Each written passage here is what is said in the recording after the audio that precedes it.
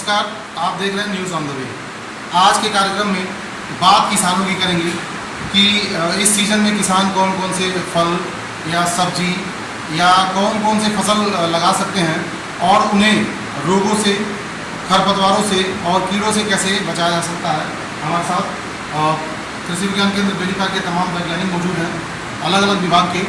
आइए इनसे जानने की कोशिश करते हैं कि किस प्रकार से किसान भाई अपने फसलों और अपने साग सब्जियों का बचाव कर सकते हैं खरपतवारों से और कीड़े मकोड़ों से।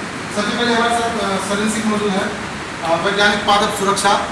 आइए इनसे जानने की कोशिश करेंगे कि ये जो सीज़न चल रहा है इसमें जो तमाम साग सब्जियाँ लग रही हैं, किन किन तरह के कीड़े लग सकते हैं उसमें। नमस्कार, मैं सरिन सिंह, वैज्ञानिक पादप सुरक्षा। इस समय क्या है, किसानों के पास में सबसे मुख्य फसल धान की है, जिसमें बहुत सारे कीड़े बीमारियां आते हैं। सबसे पहले इसमें एक कीड़ा पत्ती लपेटा आता है, जो पत्तियों को ऊपर से लपेट लेता है और उसके अंदर रह करके उसके हरे भाग को खाता है, जिससे पत्तियां सफ़ेद दिखने लगती हैं सभी, और पत्तियों का जो हरा भाग चला जाता है। इससे पौधा अपना प्रकाश संश्लेषण नहीं कर पाता है और हमारी फसल धीरे धीरे खत्म होने लगती है। तो इसके नियंत्रण के लिए लेमडासाइलोथ्रिन एक कीटनाशक दवा है, जो उसमें डालते हैं, जो 1 लीटर लीटर पानी के हिसाब से डाल करके छिड़काव कर देते हैं, तो ये पूरा कंट्रोल हो जाता है। उसके बाद में हमारे यहाँ किसान में सब्जियाँ भी लगाते हैं, जैसे इसमें भिंडी लगी हुई है, उसमें एक कीड़ा आता है तना छेदक और फल छेदक।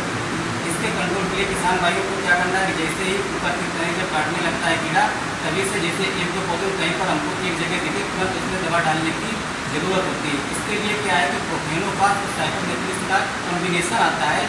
इसकी अगर 25 ml प्रति 15 लीटर पानी में अगर घोल बना के छिड़काव कर देते हैं, तो ये भिंडी में कीड़ा वहीं का वहीं कंट्रोल हो जाता है।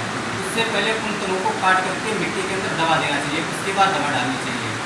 उसके बाद में और हमारी सब्जियां आती हैं, जैसे मान लीजिए जो हमारी तरबूज होती है, नेनुआ होता है, लौकी होती है, उसमें बहुत सारी समस्या आती है कि बीमारी की, कि पत्तियाँ बरसात के सीजन में ऊपर से पीली होकर के सड़ने लगती हैं।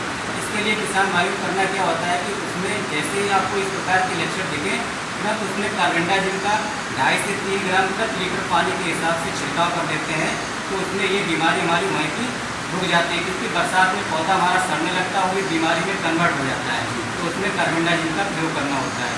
उसके बाद में दलहनी फसल में एक समस्या आती है सबसे बड़ी, स्टार्टिंग में जब हमारी अरहर की फसल बोई जाती है, जो हमारी कम दिनों की होती है, तो उसमें एक पत्ती लपेटक कीड़ा आता है। अगर कम दिनों की वैरायटी है तो इसमें इस कीड़े का कंट्रोल करना पड़ता है। अगर हमारी आचार्य नरेंद्र कृषि औद्योगिक विश्वविद्यालय की वैरायटी आचार्य नरेंद्र की नरेंद्र अरहर 2, अगर इस प्रकार की वैरायटी अगर बो देते हैं किसान भाई, तो उसमें इस कीड़े से कोई समस्या नहीं होती, क्योंकि हमारी लंबे समय की फसल है। तो इस कीड़े से और ज़्यादा फायदा हो जाता है कि इसलिए जब कीड़ा लगेगा ऊपर की पत्तियाँ सिकुड़ लेता है, तो उसमें शाखाएँ ज़्यादा निकलती हैं। अगर कम दिनों की है तो उसके कंट्रोल के लिए एक दवा है, जो भी आपको बताया लेमडासाइलोथ्रिन, इसका भी प्रयोग कर सकते हैं। 1 ml प्रति लीटर पानी के हिसाब से किसान भाई कर सकते हैं।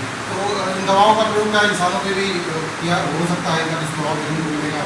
बिल्कुल इसका मिलता है। अगर किसान भाई इस दवा का जो रिकमेंडेड डोज होता है, अगर उससे ज़्यादा प्रयोग करते हैं, अगर किसी दवा का 1 ml प्रति लीटर पानी के हिसाब से है, अगर किसान ने 2 ml कर दिया, तो उसका साइड इफेक्ट हमारे पौधे पर रहता है। अगर उसको जल्दी कंज्यूम करता है सब्जियों की जैसे, तो हमारे ऊपर भी उसका असर आता है। और जब कोई रसायन का प्रयोग किसी सब्जी में किया जाता है, तो कम से कम 8 से 10 दिन सब्जी की तुड़ाई नहीं की जाती है। तो उसके बचाव से मान लीजिए किसी व्यक्ति को उसका दुष्प्रभाव देखने को मिल रहा है, तो उनके बचाव के लिए वो क्या कर सकते हैं? उसके बचाव के लिए यही करना है कि सबसे पहले आपको जैसे लक्षण दिखे, तो अगर शरीर में चला गया है तो पहले उल्टी उसको करवाई जाती है। अगर नहीं करवा पाते तो तुरंत डॉक्टर के पास जाना चाहिए। तो इस प्रकार की दवाइयाँ दी जाती है, उसके शरीर से उस दवा को निकाला जाता है उल्टी को। धन्यवाद सर आपका। ये वैज्ञानिक पादप सुरक्षा थे। आइए हमारे साथ पशुपालन विभाग के वैज्ञानिक मौजूद हैं, इनसे भी जानने की कोशिश करेंगे कि इन दिनों पशुपालक भाइयों को किस तरह की समस्याओं का सामना करना पड़ रहा है, वो कौन कौन से रोग होने के चांसेस पशुओं में अधिक होते हैं। स्वागत है सर आपका। नमस्कार किसान भाइयों, जैसा कि आप लोग जानते हैं कि अभी हम जो मौसम है बरसात का आ गया, इसके पहले गर्मी काफ़ी पड़ी थी, और जैसा आप लोग जानते हैं कि गर्मी के मौसम में पशु भी अपने शरीर के तापमान को नियंत्रित करने में काफ़ी एनर्जी वेस्ट करते हैं। और जैसे मौसम आता है, बारिश का होता है, इसमें ह्यूमिडिटी बढ़ जाती है, तो रोग कारक जीवाणु और फफूंदी, इस तरह के बहुत सारे जो रोग पैदा करने वाले जीवाणु होते हैं या सूक्ष्म जीव होते हैं, इनकी संख्या में वृद्धि हो जाती है। और गर्मी का सामना करते करते पशु का जो प्रतिरोधक क्षमता वो कमजोर हो जाता है, तो इस समय रोग फैलने के अवसर बढ़ जाते हैं। खास तौर से जो दुधार पशु में इसमें जो रोग लगने की संभावना रहती है, उसमें खुरपका मुंहपका बहुत तेज़ी से फैलता है, गला घोटू है, DQ जिसको ब्लैक वाटर या जहरबाद भी उसको कहते हैं। तो ऐसी बीमारियों का प्रकोप ज़्यादा होने का डर रहता है। तो इसके सबसे अच्छा बचाव का तरीका यह है कि आप अपने पशुओं का टीकाकरण, हालांकि अब तो ये मौसम जुलाई माह में नहीं लगवाना चाहिए, इसको तो अप्रैल मई में ही ये सारे टीके उपलब्ध होते हैं पशु चिकित्सालय पर, तो इसको करा लें। साथ ही कुछ उपाय हैं जिससे कि बीमारी में वृद्धि न हो। तो सबसे पहले जब भी कोई आपका पशु अनमना लगे, बीमार जैसा लगे, तो उसको अपने अन्य पशुओं से, जो स्वस्थ पशु हैं उनसे अलग करिए। सबसे पहला काम तो यही करना चाहिए। उसके बाद आप कोई निकटवर्ती जो डॉक्टर हैं पशु चिकित्सालय उनसे संपर्क करके उसकी डायग्नोसिस कराएं। और कभी कभी ऐसा देखा जाता है कि पशुपालक भाई जो चारा खा के पशु रोगी रहता है, तो उसके चारे को दूसरे पशु को भी खिला देते हैं। तो ऐसा कदापि न करें। और एक ज़्यादातर केस देखा जाता है कि अगर पशु कभी कभी बीमारियों के कारण मर जाता है, तो लोग क्या करते हैं कि गांव के बाहरी सड़क पे कहीं इधर उधर फेंक देते हैं। ऐसे फेंक देने से क्या बीमारियां अपने उस गांव में जब कुत्ते जाते हैं और गिद्ध है, कौवे हैं, ये सब खा करके मांस स्प्रेड होने के ज़्यादा चांसेस, इससे स्प्रेड गाँव में होने की संभावना रहती है। तो इसको प्रॉपर तरीके से गड्ढा खोद करके नमक और चूने का प्रयोग करते हुए उसको हमको दफनाना चाहिए। साथ ही एक बीमारी नई है जिससे सब हमारे पशुपालक भाई जान रहे हैं, लंपी स्किन डिजीज़ के नाम से ये बहुत देखी जा रही है, वायरल बीमारी है। तो इसका प्रभाव क्या है? इसका प्रभाव यह है कि हालांकि इसमें मृत्यु दर बहुत कम है, 1 से 5% तक है।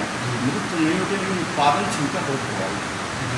तो इसमें पशु को 2-3 दिन तक बुखार होता है। उसके बाद धीरे धीरे उसके शरीर की छोटी छोटी 2 से 3 सेंटीमीटर की गांठें निकल आती हैं। और ये गांठें कभी कभी फोड़ा का रूप लेती है और गंभीर घाव के रूप में हो जाती हैं। तो इसका बचाव है। हालांकि ये बीमारी लगभग 2 से 3 सप्ताह तक जैसे क्षमता है अपने आप ठीक हो जाती है, बशर्ते कि उसको कोई सेकेंडरी इन्फेक्शन न हो, दूसरी बीमारियों का इन्फेक्शन ना हो।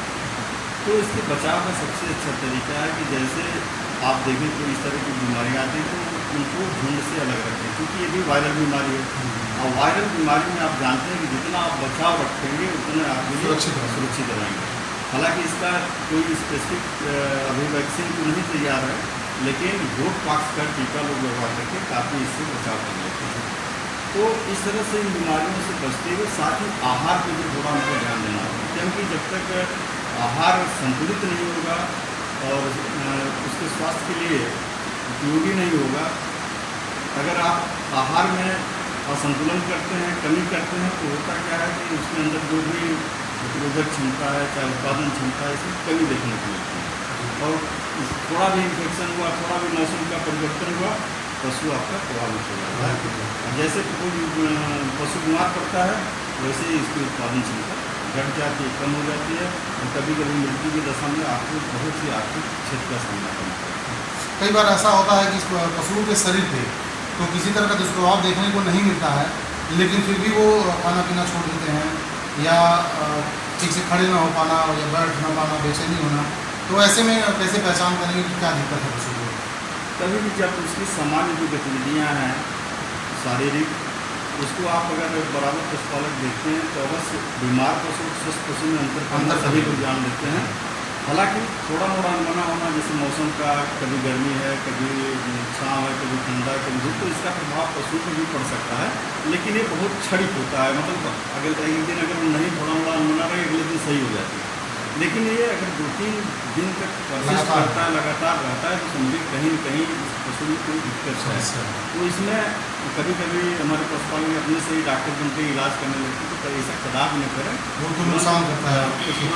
आप चिकित्सक को बुलाइए और उसका डायग्नोसिस करा के प्रॉपर चिकित्सा करें। धन्यवाद सर, बहुत ही महत्वपूर्ण जानकारी सर ने दिया। उम्मीद है कि जो भी पशुपालक भाई हैं सर के कहने के अनुसार काम करेंगे और उनका लाभ उठाएंगे। हमारे साथ डॉक्टर एस के तोमर जी मौजूद हैं, वरिष्ठ वैज्ञानिक व अध्यक्ष हैं इस संस्था के। आइए बात करते हैं। सर स्वागत है आपका।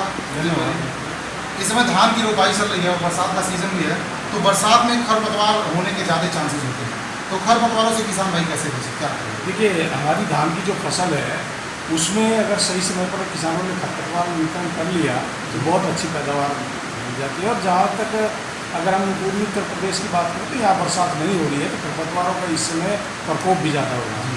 धान में खरपतवार नियंत्रण के लिए जो किसान भाई रोपाई कर रहे हैं, रोपाई करने के 3 से 7 दिन के अंदर ट्रिट्लाक्लोर 500 ml दवाई को 1 एकड़ खेत में बालू के साथ मिला करके या पानी के साथ मिला करके आप उसको डाल दें तो आपके खेत में खरपतवार का नियंत्रण उससे अच्छा हो जाता है। और उसके बाद अगर जरूरत पड़ती है तो 30 दिन के बाद आप उसमें जो है बिस्पेरिबैक सोडियम जो अडोरा नॉमिनी गोल्ड के नाम से मिलता है, उसकी 100 ml मात्रा 125 लीटर पानी में मिला करके आप उसका छिड़काव कर दें तो खरपतवार सही नियंत्रित हो जाएगी। दूसरे वो किसान भाई हैं जो धान की सीधी बुआई करते हैं। सीधी बुआई दो तरीके तो है, एक तो होता है कि सुपर सीडर से किसान भाइयों ने बुआई करते हैं, और आजकल जो है लगभग सीधी बुआई में 15,000 हेक्टेयर गोरखपुर में बुआई हो रही है। सीधी बुआई में रोपाई के मुकाबले खरपतवार ज़्यादा आते हैं, तो इसमें हमें खरपतवार नियंत्रण का विशेष ध्यान रखना चाहिए। इसके लिए एक चीज़ ये करनी चाहिए कि जब भी आप बुआई करते हैं उसके तुरंत बाद आप पेंडिमिथिलीन जो है 1.25 लीटर मात्रा को लेकर के आप 200 लीटर पानी में घोल बना करके 1 एकड़ में छिड़काव कर दें, यानी कि बुआई के 48 घंटे के अंदर। दूसरा है इसके बाद में जब आपकी फसल 25 दिन की हो जाती है और आपके खेत में खरपतवार 2 से 4 पत्ती के हो जाते हैं, उस समय आप जो है बिस्पेरिबैक सोडियम जो नॉमिनी गोल्ड के नाम से मिलता है, अडोरा के नाम से मिलता है, उसकी 100 ml मात्रा और उसके साथ में आलमिक्स 8 ग्राम या पायरोजोसल्फुरान 60 ग्राम, ये 125 लीटर पानी में आप एक साथ घोल करके और इसका छिड़काव कर दें तो आपके खेत में खरपतवारों का नियंत्रण हो जाता है। एक खरपतवार है जो रोपाई में भी और जो बुआई में भी इन दवाइयों से नियंत्रित नहीं होता, जिसको किसान भाई बुआरी के नाम से जानते हैं या कुछ जगह इसको डेवले की पूंछ भी कहते हैं। ये खरपतवार जो है 30 से 35 दिन में इसमें फूल आ जाते हैं, और अगर आपने इसको सही समय पर 15 से 20 दिन के अंदर कंट्रोल नहीं किया तो ये फिर कंट्रोल नहीं होता, किसी भी दवाई से कंट्रोल नहीं होता है, बहुत तेजी के साथ बढ़ता है। इसके बचाव के लिए एक दवाई आती है फिनोक्साप्रोप P-ethyl। ये विभिन्न नामों से, राइस स्टार के नाम से, विल सुपर के नाम से, विप सुपर के नाम से, इन नामों से मिलती है। इसकी 450 ml मात्रा को आप जो है 150 लीटर पानी में घोल करके और 1 एकड़ में छिड़काव कर देंगे।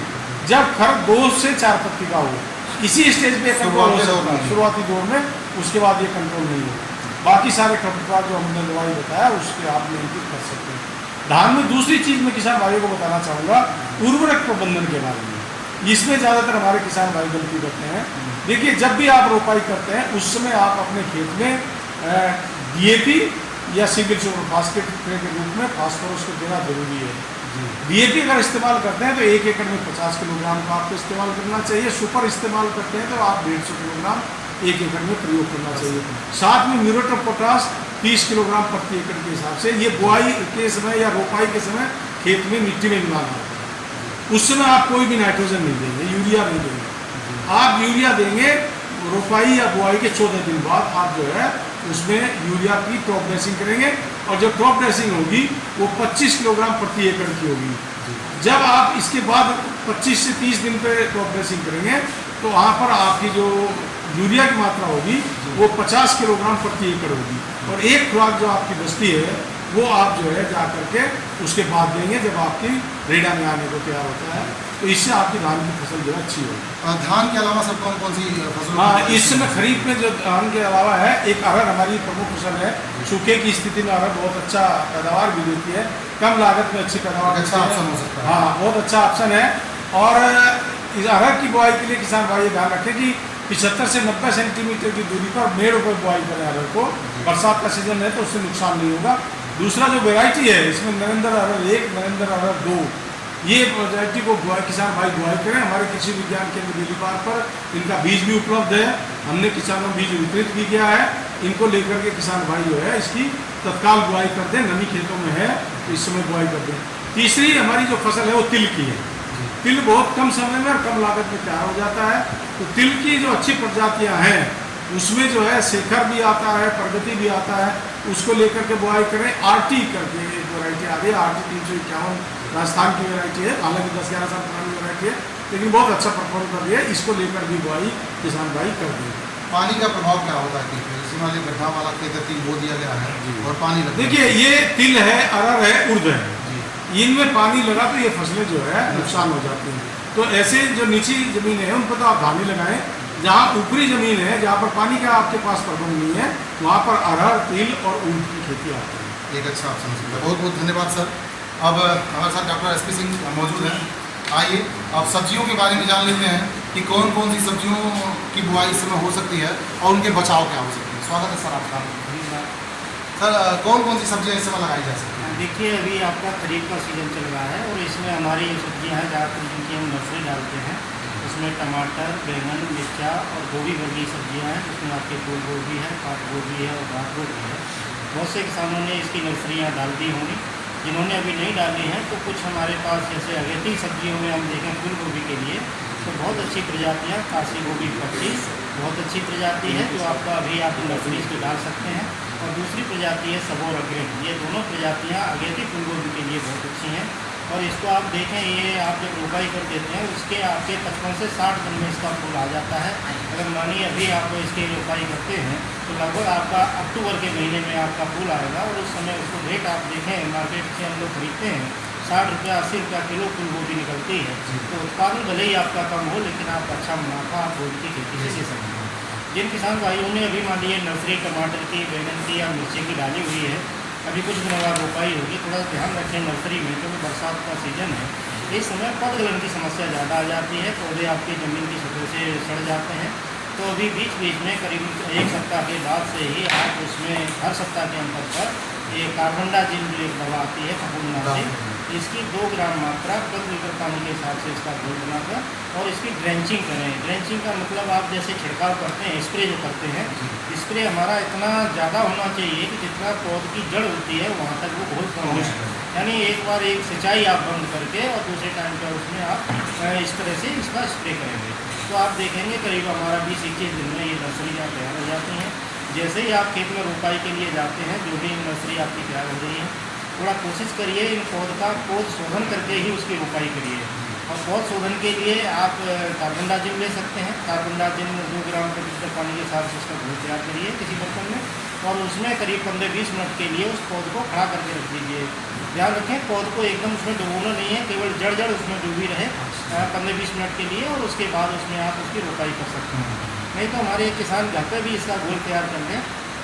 बहुत अच्छा एक रिसर्च हुआ है भारतीय सब्जी अनुसंधान संस्थान में वाराणसी में कि अगर आप 1 किलोग्राम सड़ी गोबर की खाद लेते हैं और उसमें 10 ग्राम ट्राइकोडर्मा पाउडर मिलाएं और 100 ग्राम गुड़ और 200 ग्राम जैव उर्वरक, इस अनुपात में आप उसको मिलाइए और पानी इसमें इतना डालिए कि इसका गाढ़ा पेस्ट बन जाए।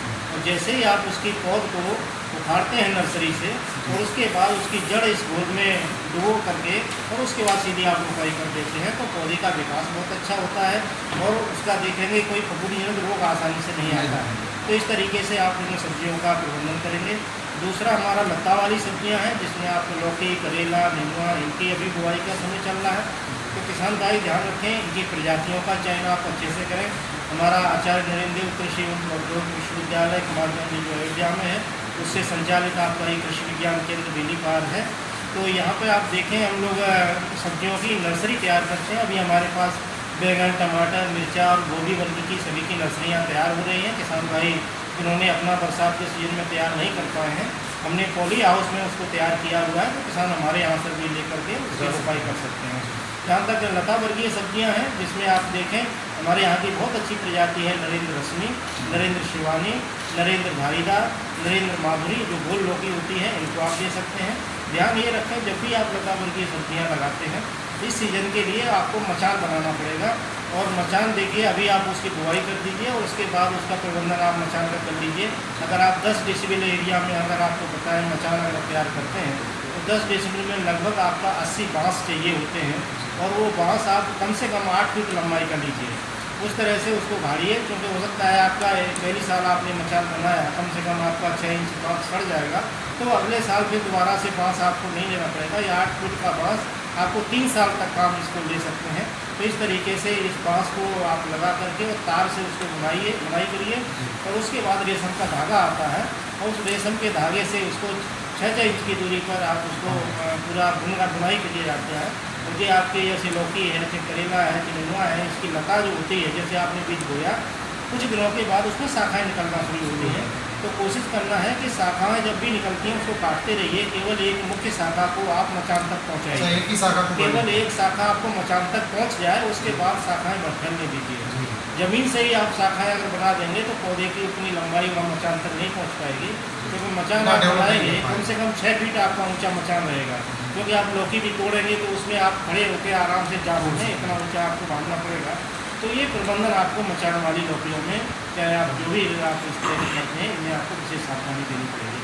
दूसरा, एक बहुत अच्छा मुनाफा आप ले सकते हैं खरीफ प्याज से, क्योंकि अभी आपके पास समय है। खरीफ प्याज का हम सितंबर तक आप इसकी बुआई करते हैं। बहुत से किसान जो जल्दी आप पैसा कमाना चाहते हैं, तो आप देखें जिनका खेती ऊंचे ज़मीन पर ज़मीन है, उसका पानी नहीं लगता है, तो वहाँ मेड़ बना करके प्याज की छोटी छोटी जो बल्ब्स आते हैं, गांठ उसकी आती है, 10 ग्राम, 15 ग्राम, 20 ग्राम तक जाइए, बहुत बड़ी गांठ मत लीजिए, है ना। तो उसको लेकर के और मेड़ बना करके उस छोटे छोटे बल्ब्स हैं उस मेड़ों पे आप लगा दीजिए, और आप देखेंगे केवल 40 से 45 दिन में उससे सागा प्याज बनके तैयार हो जाता है। और वो सागा प्याज बहुत अच्छा रेट मंडी में देता है। तो किसान भाई इस खरीफ प्याज से बहुत अच्छा मुनाफा आप ले सकते हैं, आमदनी का एक बढ़िया साधन, बहुत अच्छा साधन है। दूसरा, आप थोड़ा सा सब्जियों के बारे में तो ये रहा। दूसरा, फलदार पौधों के बारे में बताना चाहेंगे, क्योंकि ये बरसात का सीज़न है और उसके बाद जैसे भी आपका आम का सीज़न लगभग ख़त्म हो रहा है, और उसके बाद जब फल टूट जाते हैं, चाहे आम है, चाहे लीची है, चाहे बेल है, कटहल है, फल टूटने के बाद पौधे में पोषक तत्वों की बहुत कमी हो जाती है। तो हमारे किसान भाई फलदार पौधों में पोषक तत्वों का प्रबंधन सही से नहीं करते हैं। तो अभी क्योंकि मिट्टी में नमी होती है, तभी आपको पोषक तत्व प्रबंधन करने की आवश्यकता होती है। ज़्यादातर हमको जो सूक्ष्म पोषक तत्व होते हैं उसमें बोरॉन, जिससे आप देखते हैं कोई भी हमारा फलदार पौधा होता है, अगर फूल गिरता है, फल गिरता है या फल फटता है, तो समझिए आपकी मिट्टी में बोरॉन की कमी है। तो आपका अगर 10 साल का पौधा है, जो बड़े फलदार पौधों की बात करते हैं, जिसमें आपका आम है, बेल है, कटहल है, लीची है, तो इनमें अगर आपका 10 साल का पौधा है या 10 साल से बड़ी उम्र का जितना भी आपका पौधा होता है, उसमें 250 ग्राम बोरेक्स प्रति पौधे के हिसाब से डालना होता है। अगर इन पौधों में या जो भी आपके फलदार पौधे हैं, अगर उसमें गोंद निकलना है और देखते हैं गोंद जब निकलता है तो उसके बाद शाखाएँ सूखना शुरू हो जाती हैं, तो वो जो गोंद निकलने की समस्या होती है, कॉपर की कमी के कारण होती है। तो आप देखें जैसे अभी आप उसमें न्यूट्रिएंट दे रहे हैं, तो बोरॉन जब देते हैं 250 ग्राम बोरेक्स और 250 ग्राम ही कॉपर सल्फेट, और इसके साथ जो नाइट्रोजन, फॉस्फोरस और पोटास देते हैं, तो 1 किलोग्राम नाइट्रोजन, आधा किलोग्राम फॉस्फोरस और 1 किलोग्राम पोटास, ये हमारे मुख्य पोषक तत्व हैं। और इसके साथ सूक्ष्म पोषक तत्व खास करके हम आपको बोरॉन और दूसरा आपको कॉपर, ये सभी मिला करके और सड़ी गोबर के साथ खाद आप लीजिए। अच्छी सड़ी हुई होनी चाहिए, कच्ची ना हो, नाडेप हो, बर्मी हो, जो भी आपके पास ऑर्गेनिक खाद है उसमें मिला करके जहाँ आपका पौधा लगा हुआ है, अगर मान के चलते हैं हम 10 साल का या 10 साल से बड़ी उम्र का पौधा है, तो जहाँ पौधा आपका लगा हुआ है वहाँ से आप कम से कम 1.5 मीटर जगह छोड़िए, पौधे से एकदम सटा के खाद में डालिए। उतनी 1.5 मीटर जगह आप छोड़ देंगे, उसके बाहर आप जाइए और उस एरिया में आपको जो भी आप पोषक देते हैं या खाद देते हैं और उसमें देकर गुड़ाई कर दीजिए, और उसके बाद में आप मेड़ बना करके उसमें आप पानी चला दीजिए। बारिश हो जाती है तो पानी चलाने की ज़रूरत नहीं है, नमी है तब भी ज़रूरत नहीं है। तो इस तरीके से उसका प्रबंधन करने की बहुत ज़्यादा ज़रूरत होती है। कुछ फलदार हमारे पौधे ऐसे होते हैं, खास करके लीची में, जैसे बाकी सब पौधे में तो बोरॉन की और कॉपर की ज़्यादा समस्या होती है, लेकिन लीची में ज़्यादातर कैल्शियम की कमी आती है। कैल्शियम की कमी का कारण आप देखें, लीची में जब आपके पत्ते जो होते हैं, उसका जो कैनोपी छत्रक जो होता है वो एकदम छाते के नुमा मुरझा करके नीचे की तरफ लटक जाता है, पत्तियाँ बहुत ज़्यादा नुकीली हो जाती हैं। तो खास करके लीची में ये समस्या ज़्यादा आती है। फिर किसानों भाइयों के पास लीची का एक पौधा है, तो उसमें आप कैल्शियम नाइट्रेट आप 250 ग्राम मात्रा प्रति पौधे के हिसाब से उसको डाल करके और उसका प्रबंधन आप कर सकते हैं। जो किसान भाई नए पौधे आप लगाना चाहते हैं, जो भी आप फलदार पौधे नया लगाएं, तो ध्यान रखें, बहुत से किसान करते क्या है, कुछ प्रबंधन सही से नहीं कर पाते। और बहुत से किसानों के मई जून में गड्ढे खोद दिए होंगे, उसका रोपण करते हैं तो बहुत अच्छा तरीका है। लेकिन जिन्होंने गड्ढा अभी नहीं खोदा है गर्मियों में, तो कोई बात नहीं है, अभी आप कहीं से अच्छी नर्सरी से लेते हैं। हमारे कृषि विज्ञान केंद्र बेली पार्क पर भी पौधे उपलब्ध हैं, यहाँ से भी आप आम का, लीची, अमरूद का और बाकी और भी फलदार पौधे, सब्जियों की नर्सरी यहाँ से आप ले सकते हैं। पौधे आप ले जाइए, पॉलीथीन में पौधा रहता है, पौधे को आप भले ही आप 2 महीने तक रखा छोड़ दीजिए, कोई उसका कुछ ख़राब नहीं होगा, पानी आप निरंतर देते रहिएगा। और आज आप गड्ढा खोद दीजिए, तो गड्ढा कम से कम आपका 1 मीटर गहरा होना चाहिए, क्योंकि गड्ढे का जब आप गहराई आप सही से नहीं होगी और चौड़ाई कम से कम 2-2.5 फीट की नहीं होगी तो पौधे का विकास अच्छा नहीं होगा। तो पौधा जैसे ही आप देखें करीब 10 दिन 15 दिन आपका गड्ढा खुदा रहेगा, उसके बाद उस गड्ढे की भराई करा दीजिए। बहुत से किसान करते हैं कि गड्ढा आपने खोदा, तुरंत खोदे, उसके उसमें बाद पौधा भराई कर दिया और उसी दिन पौधा रोक दिया, और उसके बाद पानी चलाते हैं, देखते हैं मिट्टी वो दब नहीं पाती है, उसके बाद पौधा को सूख जाता है 10-5 दिन के बाद। तो गड्ढे की जब भराई करते हैं तो पूरा पानी चला दीजिए, उसमें मिट्टी अच्छे से बैठ जाए। अगर किनारे से दरारें पड़ती हैं तो वो भी आप मिट्टी भर के उसको बंद कर दीजिए। उसके बाद जितना उसका थाला है पौधे का उतनी ही मिट्टी बीच में से निकाल करके और उसके बाद पौधे का रोपण करिए। तो इस तरीके से देखेंगे पौधे का विकास बहुत अच्छा होगा। और आगे के जो 1-2 साल में ज़्यादातर डाई बैग की समस्या हो जाती है, किसान देखते होंगे पौधा हमारा ऊपर से सूखना शुरू हो जाता है, तो ये समस्या पौधों में भी नहीं आएगी। इस तरह से बढ़िया परिणाम दे सकते जी हैं। जी धन्यवाद सर, बहुत ही महत्वपूर्ण जानकारियाँ सब लोगों के द्वारा दी गई। जो भी हमारे किसान भाई हैं या पशुपालक हैं, अगर के थोड़ा बहुत डाउट है तो वो यहाँ आए, यहाँ वैज्ञानिकों की टीम हमेशा मौजूद रहती है, अपने डाउट्स क्लियर करें ताकि वो एक अच्छा लाभ उठा सकें। ऐसे तमाम खबरों के लिए देखते रहिए न्यूज़ ऑन।